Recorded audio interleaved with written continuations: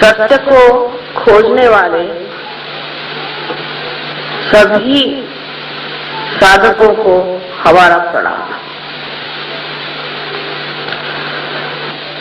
आप लोगों को देखकर ऐसा लगता है कि ये दुनिया बदलने के दिन आ ही गए।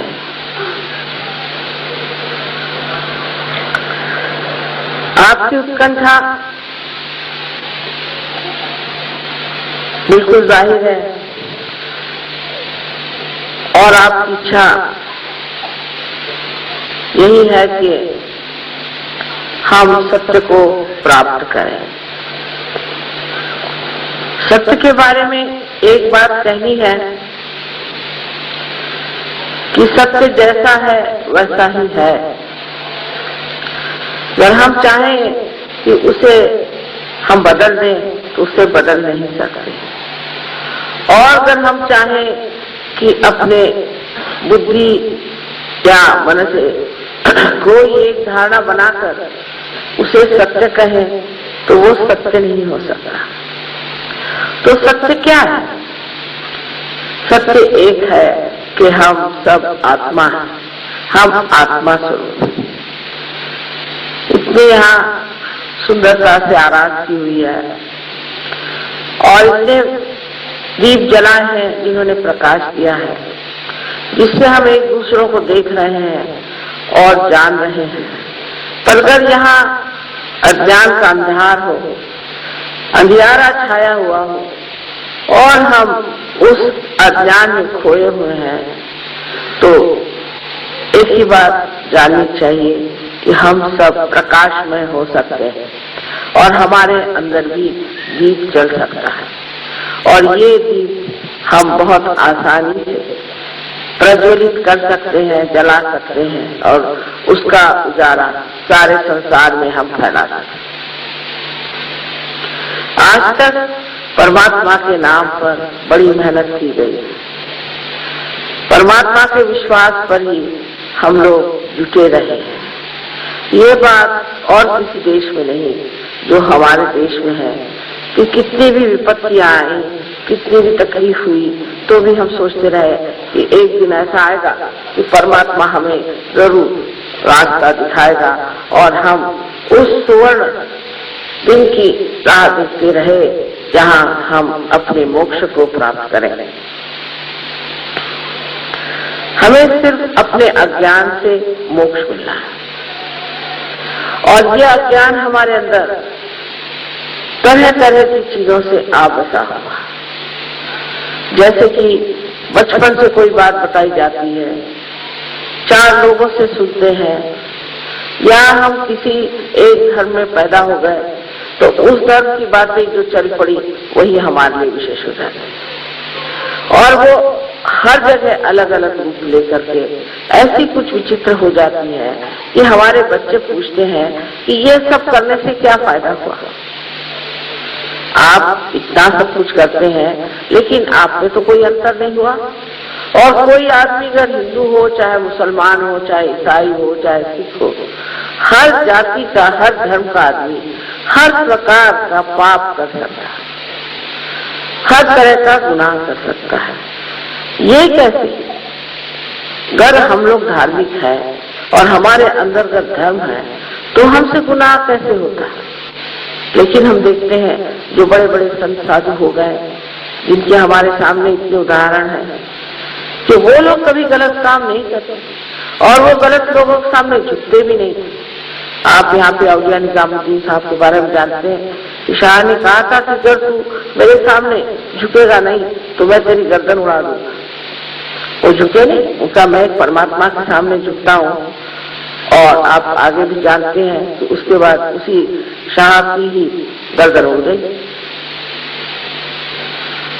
सो इस तरह के जो साधु संत इतने हिम्मत के साथ और इतनी सूझबूझ के साथ किसी बात को कहते थे, उनकी कौन सी अहमियत थी, उनमें कौन सी खास बात थी जो वो हम लोगों से इतने परे ऊपर एक ऐसी दशा में थे जहां उनको कोई चीज भी ऐसी प्रतीत ही नहीं होती थी जो सत्य को छोड़कर अपना ले, जो अटूट अपने विश्वासों पर पूरी तरह से खड़े थे, क्योंकि उनके विश्वास अंधे नहीं थे। जो विश्वास थे वो जानते थे कि ये बात सत्य है। और आज जबकि हम अपने आत्मा को खोज रहे हैं तो उसके प्रकाश में हम ये जान जाएंगे कि जो सत्य है वो आत्मा के प्रकाश में ही जाना जाए।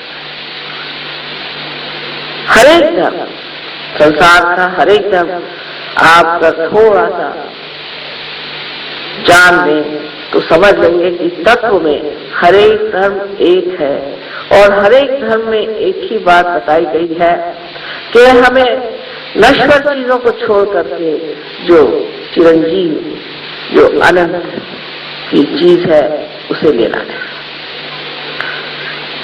हम लोग बहुत बार संसारिक बातों में इस तरह से लपट जाते हैं कि इस चीज को भूल जाते हैं कि जो नश्वर चीजें हैं जहाँ तक है वहां तक ठीक है, लेकिन उसमें अतिशयता कर देने से हमारा सर्वनाश हो जाता है, क्योंकि वो ही स्वयं नाशमय है, अंत में हमारा भी नाश उससे हो जाता है।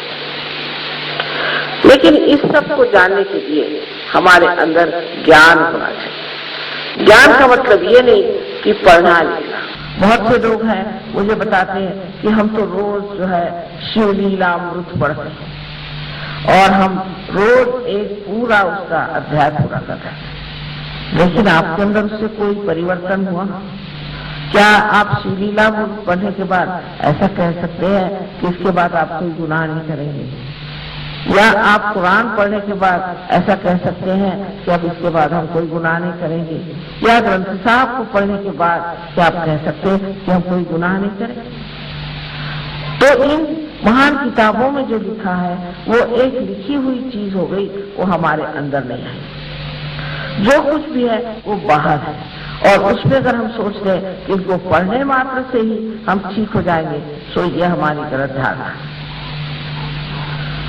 सिर्फ ये जान लेना चाहिए कि इसका बोध होना चाहिए, यानी अपने नसों में आपको जानना चाहिए चारों तरफ फैली हुई ये परमात्मा की शक्ति है, ऐसा कहा जाता है। तो देखने में क्या है, अगर आप साइंस वाले हैं तो इसे आप देखिए कि ये कौन सी शक्ति जिसे आप प्राप्त कर सकते हैं।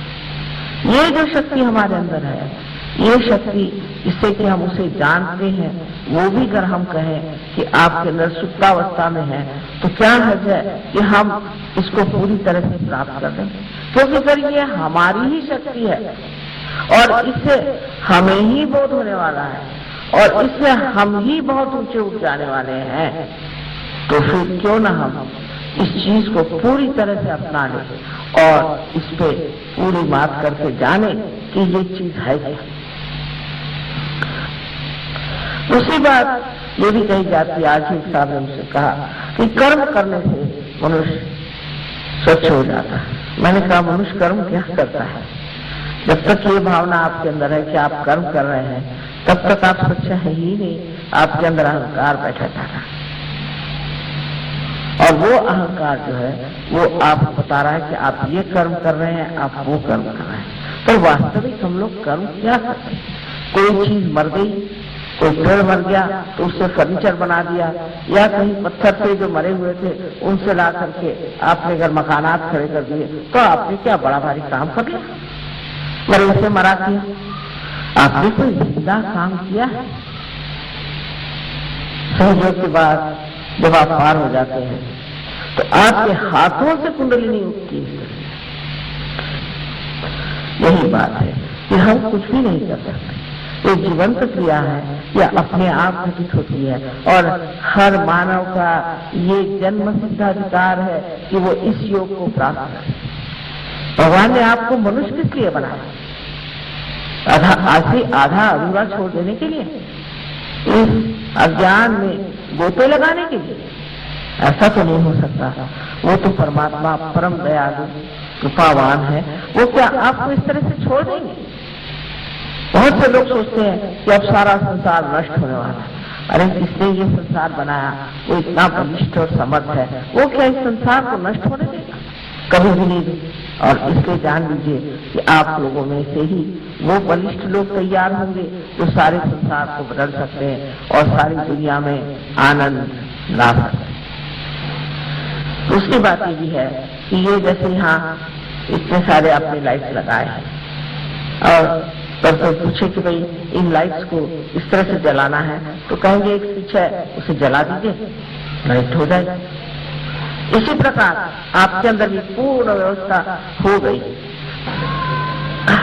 उन्होंने बहुत सुंदर सारी व्यवस्था आपके अंदर कर रखी व्यवस्थित रूप से, और बस एक स्विच लगाने की बात है कि वो सब हो जाएगा। अब अगर कोई बताए कि कहाँ से बिजली लाए, कहाँ से ये ले आए, वहां से वो लाए, ये बिजली का इतिहास क्या है, तो सरदर्द हो जाएगा। आप कहेंगे भैया पहले बत्ती लगाओ फिर बात करें। ऐसी ही बात है, सदयोग में पहले आप अपना प्रकाश को प्राप्त हो और उसके बाद हम फिर बात करेंगे। तो हो सकता है कि आज अभी हम लोग इसका प्रयोग करें। आप सबको आनंद का आशीर्वाद।